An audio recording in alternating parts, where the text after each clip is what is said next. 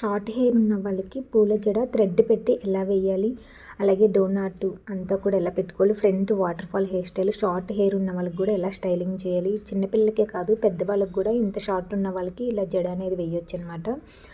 So ఇంకా వీళ్ళు dance వేసినా కానీ ఈ హెయిర్ స్టైల్ అనేది ఊడదు. చాలామంది అడుగుతున్నారు కదా డ్యాన్స్ వేసేటప్పుడు పిల్లలకి ఎలా వేయాలనేది. లాస్ట్లో తిన్న డ్యాన్స్ కూడా వేస్తుంది, హెయిర్ స్టైల్ అనేది ఊడకుండా ఉంటుంది. ఇక్కడ నేను హీట్ ప్రొటెక్షన్ అనేది యూస్ చేస్తున్నాను. బ్రాండ్ వచ్చేసి బీ బ్లెండ్. మీకు నచ్చిన బ్రాండ్ తీసుకోవచ్చు. హెయిర్ పైనే కాకుండా లోపలంతా కూడా ఈ స్ప్రే అనేది చేస్తున్నాను. ఇక్కడ మనకి హీట్ ప్రొటెక్షన్ యూస్ చేయడం వల్ల నేను క్రింపింగ్ చేస్తాను కాబట్టి హెయిర్ అనేది డ్యామేజ్ కాకుండా ఉంటుంది. అలాగే ట్యాంగిల్స్ అనేది రిమూవ్ చేసేయాలి. రిమూవ్ చేసిన తర్వాత మనము ప్రొఫైల్ సెక్షన్ అనేది తీసుకుని ఇయర్ టు ఇయర్ సెక్షన్ అనేది తీసుకోవాలి. ఇది క్రింపింగ్ చేయడానికి మాత్రమే సెక్షన్స్ అనేవి. బ్యాక్ సైడ్ ఉన్నటువంటి హెయిర్ మనకి డిస్టర్బెన్స్ కాకుండా crocodile clip or section clip అంటాం దీన్ని, దీంతో టై చేసుకోవాలి. ఫ్రంట్ హెయిర్ని ఇప్పుడు ఇయర్ టు ఇయర్ సెక్షన్ అనేది క్రింపింగ్ చేసుకోవాలన్నమాట. చాలా థిన్ లేయర్ అనేది తీసుకుని స్మాల్ సెక్షన్స్తో మనము క్రింపింగ్ అనేది చేసుకోవాలి. వీడియోలో చూపిస్తున్నట్లుగా క్రింపింగ్ అనేది నీట్గా మొత్తం అయ్యేటట్టుగా చేసుకోవాలి. ఎందుకంటే ఇక్కడ తింది సిల్కీ హెయిర్ కాబట్టి డ్యాన్స్ వేసేటప్పుడు సవరము అదంతా కూడా ఊడిపోయే అవకాశం ఉంటుంది కాబట్టి సో మొత్తం టోటల్ హెయిర్ని క్రింపింగ్ చేసినట్లయితేనే మనకి వాల్యూమ్ ఉంటుంది. So at the same time మనకి గ్రిప్ అనేది ఆగుతుంది అనమాట. క్రింపింగ్ చేయడం వల్ల మనకి వాల్యూమ్ అనేది పెరుగుతుంది. ఇక్కడ చూడండి, క్రింపింగ్ ఇలా చేయకూడదు అని స్టూడెంట్స్కి నేను అక్కడ ఎక్స్ప్లెయిన్ చేస్తున్నాను. గ్యాప్ ఇస్తూ చేయకూడదు. ఇక్కడ వీడియోలో చూపిస్తున్నట్లుగా మొత్తం అంతా హెయిర్ అంతా కూడా క్రింపింగ్ అయ్యేటట్టు స్మాల్గా చేసుకోవాలి. దీనివల్ల క్రింపింగ్ వల్ల యూజ్ ఏంటంటే మనకి వాల్యూమ్ కనిపిస్తుంది, at the same time grip అనేది ఆగుతుంది అనమాట. ఇక్కడ హెయిర్ మొత్తం కూడా క్రింపింగ్ చేస్తున్నాను. దీన్ని కర్లీ హెయిర్ అయితే కనుక only year to ear section చేసినట్లయితే సరిపోతుంది. సిల్కీ హెయిర్ కాబట్టి డ్యాన్స్ వేస్తుంది కాబట్టి ఆ డ్యాన్స్ టైంలో ఊడిపోయే అవకాశం ఉంటుంది అని చెప్పేసి గ్రిప్ ఆగడం కోసం అని చెప్పేసి నేను హెయిర్ అంతా కూడా క్రింపింగ్ చేశాను. ఇయర్ దగ్గర క్రింపింగ్ చేసేటప్పుడు చాలా కేర్ఫుల్గా ఉండాలి. ఇయర్ అనేది వాళ్ళని ఫ్రంట్కి పట్టుకోమని చెవి దగ్గర, అప్పుడు మనం క్రింపింగ్ చేసి అది వెంటనే వదలకుండా కొంచెం హీట్ తగ్గిన తర్వాత లీవ్ చేయాలి ఆ సెక్షన్ అనేది. క్రింపింగ్ కరెక్ట్గా చేస్తేనే మనకి ఫ్రంట్ హెయిర్ స్టైల్ అనేది కరెక్ట్గా వస్తుంది. బేబీ హెయిర్ కూడా ఊడిపోతుంది అని భయం లేకుండా ఉంటుందన్నమాట. స్మాల్ హెయిర్ కూడా కవర్ అయ్యే అవకాశం ఉంటుంది. సో ఇక్కడ మీరు ఫ్రంట్ చూసుకున్నట్లయితే క్రింపింగ్ అంతా అయిపోయిన తర్వాత ఇయర్ టు ఇయర్ సెక్షన్ తీసుకున్నాను. ఇయర్ బ్యాక్ కాదు, ఇయర్ టు ఇయర్ సెక్షన్ తీసుకుని ఫ్రంట్ హెయిర్ స్టైలింగ్కి నేను క్లిప్స్ అనేది పెట్టేసుకున్నాను. తర్వాత సి సెక్షన్ ఇయర్ దగ్గర 2 or 3 ఫింగర్స్ పైకి లీవ్ చేసి సి సెక్షన్ అనేది తీసుకుని అది పఫ్ కోసము బ్యాక్ సైడ్ ఉన్నటువంటి హెయిర్ని ఇలా వదిలేసాను అనమాట. బ్యాక్ సైడ్ మనకి సవరం పెట్టుకోవడానికి ఇప్పుడు డిస్టర్బెన్స్ లేకుండా అటు సైడ్ ఇటు సైడ్ క్లిప్ పెట్టుకుని మిడిల్లో 4 ఫింగర్స్ పైకి సో ఇలాగ చిన్న సెక్షన్ తీసుకుని దాన్ని 3 లేయర్స్ కింద డివైడ్ చేసి సవరం మధ్యలో నుంచి 2 లేయర్స్ తీసుకుని ఒక లేయర్ వచ్చేసి సవరం బయట ఉంచి ఆ 3 లేయర్ని ఇప్పుడు నేను అల్లుతున్నాను. అంటే ఒరిజినల్ హెయిర్ని అల్లుతున్నాను తప్ప నేను సవరాన్ని అల్లట్లేదు. ఇక్కడ సవరం అల్లేటప్పుడు మీకు వెయిట్గా జారిపోతున్నట్టు అనిపిస్తే షోల్డర్ మీదకి వేసుకుని అల్లుకోవచ్చు, లేదంటే ఎవరిదైనా హెల్ప్ అనేది తీసుకోవచ్చు. ఇలా అల్లిన తర్వాత దాన్ని రబ్బర్ బ్యాండ్ పెట్టేసుకోవచ్చు, లేదంటే ఇలా బ్యాక్ కోన్ చేసి హోల్డింగ్ స్ప్రే చేసినట్లయితే ఫిక్స్ అయిపోతుంది. ఇప్పుడు ఇలా వేసినట్లయితే సవరం అనేది అసలు ఊడిపోతుంది అనే భయమే ఉండదు.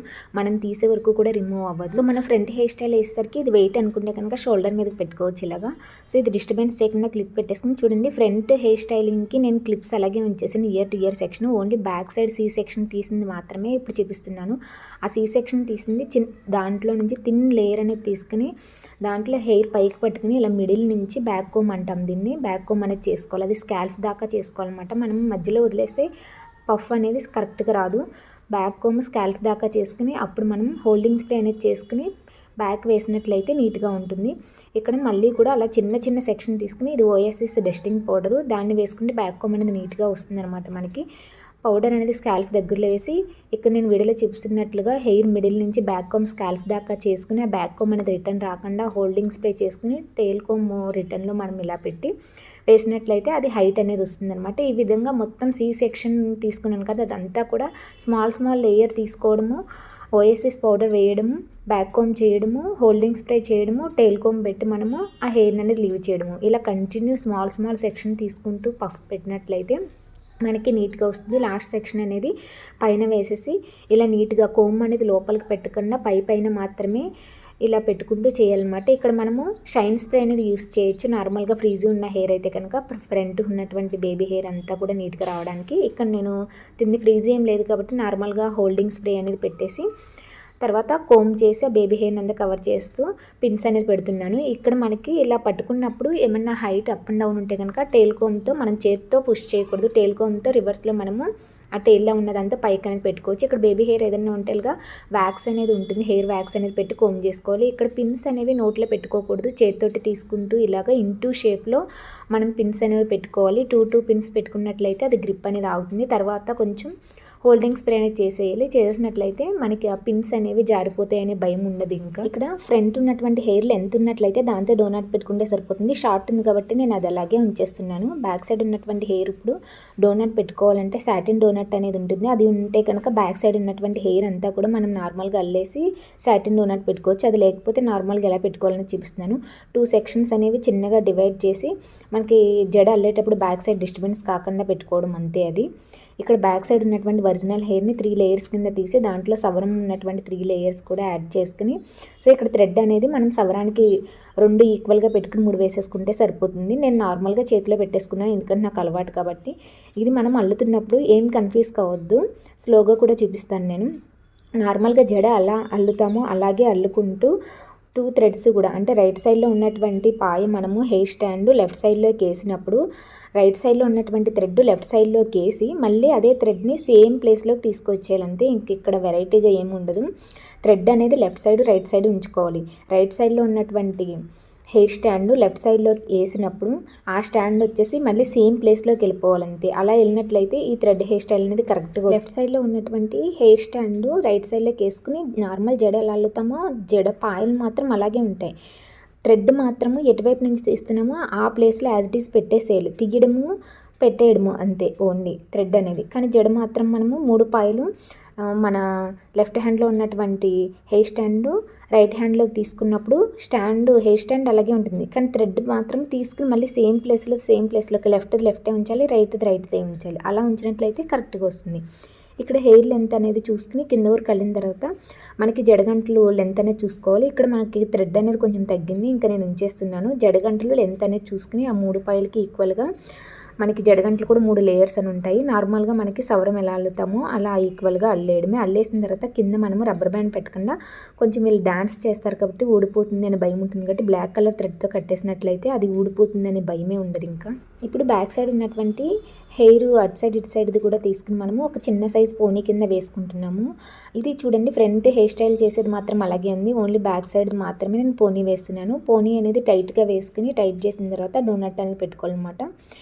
ఇక్కడ మనము ఫ్రంట్ లెంత్ ఎక్కువ ఉన్నట్లయితే దాంతో ఇలా డోనాట్ పెట్టేసుకోవచ్చు మొత్తం జడవల్లేసి. కానీ ఇక్కడ లెంత్ లేదు కాబట్టి ఓన్లీ సెక్షన్ అనేది తీసుకున్నాము. డోనాట్ పెట్టిన తర్వాత ఆ హెయిర్ని పైకి డోనాట్ని కవర్ చేస్తూ పెద్ద సైజ్ రబ్బర్ బ్యాండ్ తీసుకుని ఇలా రబ్బర్ బ్యాండ్ పెట్టేసుకోవాలి. షార్ట్ హెయిర్ ఉన్నట్లయితే ఇలా బయటకు వచ్చేస్తూ ఉంటుంది.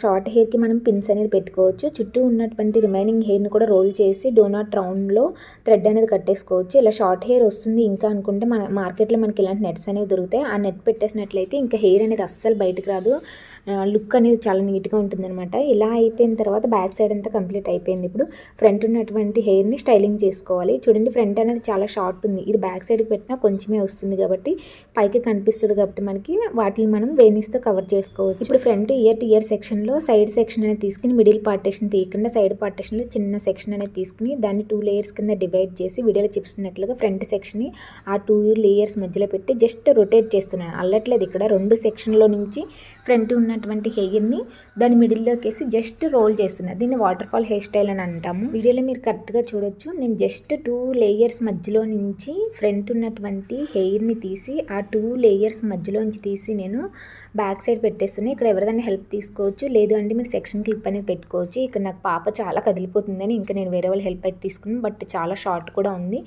జస్ట్ ఆ 2 లేయర్స్ని రోల్ చేస్తున్నాను. దాంట్లో ఫ్రంట్ ఉన్నటువంటి హెయిర్ని తీస్తున్నాను, ఆ 2 లేయర్స్ని రోల్ చేస్తున్నాను తప్ప ఇక్కడ అల్లట్లేదు.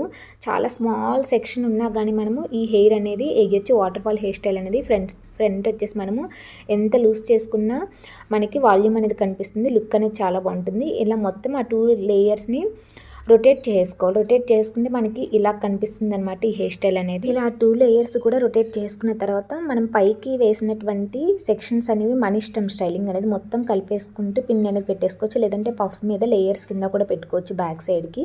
సో ఇక్కడ చాలా స్మాల్ ఉంది కాబట్టి నేను దాన్ని హోల్డింగ్ స్ప్రే చేస్తున్నాను, ఎందుకంటే చిన్న హెయిర్ ఉంది కాబట్టి ఊడిపోతుంది కాబట్టి దానికి హోల్డింగ్ స్ప్రే చేస్తూ పిన్స్ అనేది పెట్టుకున్నట్లయితే మనకి ఆ స్మాల్ హెయిర్ కూడా ఊడిపోకుండా స్ట్రాంగ్గా అనేది ఉంటుంది అనమాట. అక్కడ ఇక్కడ పిన్స్ పెట్టేసిన తర్వాత నేను హోల్డింగ్ స్ప్రే అనేది చేస్తున్నాను. అటు సైడ్ ఇటు సైడ్ కూడా సేమ్ అనమాట. చూడండి ఇలా ఇటు సైడ్ కూడా చేసిన తర్వాత మనకు కావాలంటే ఇలా లూజ్ చేసుకోవచ్చు. వాల్యూమ్ అనేది బాగా కనిపిస్తుంది ఈ హెయిర్ స్టైల్ అనేది. ఇక్కడ ఫ్రంట్ చాలా షార్ట్ ఉంది, ఓన్లీ పిన్స్ పెట్టే దగ్గరికి హెయిర్ వచ్చింది. అయినా సరే బ్యాక్ సైడ్ చూడండి హెయిర్ అనేది బయటకు రావట్లేదు, నీట్గా ఉందనమాట. దాని మీద ఇప్పుడు కవర్ చేస్తే వేణి అనేది కట్టేసుకోవాలి. బ్యాక్ సైడ్ ఇలా హెయిర్ ఏమైనా బయటకు వస్తే ఇన్విజిబుల్ యూ పిన్స్ అనేవి ఉంటాయి, దాన్ని కవర్ చేసి యూ పిన్ పెట్టేసుకుంటే బయటకు రాకుండా ఉంటుంది. ఇక్కడ వైట్ కలర్ వేణి పెడదాం అనుకున్నాం కానీ చాలా పాప ఫేస్ చిన్నగా అయిపోయిందని తీసేసాము. బ్యాక్ సైడ్ డోనాట్లో మనకి ఇలా చిన్న సైజ్ది ఏదైనా మీ దగ్గర ఉన్న ఇయర్ రింగ్ లేదంటే ఏదైనా జ్యువెలరీ సెట్ చేసుకోవచ్చు, బాగుంటుంది. బ్యాక్ సైడ్ వచ్చేసి చూడండి ఎలా ఉందో, ఫ్రంట్ కూడా వచ్చేసి ఎలా ఉంది. ఇక్కడ పాప వచ్చేసి డాన్స్ వేసింది, అయినా సరే ఏమీ ఊడలేదనమాట. హెయిర్ ఏమీ కూడా చాలా నీట్గా ఉంది. మేకప్ అయితే వేయలేదు,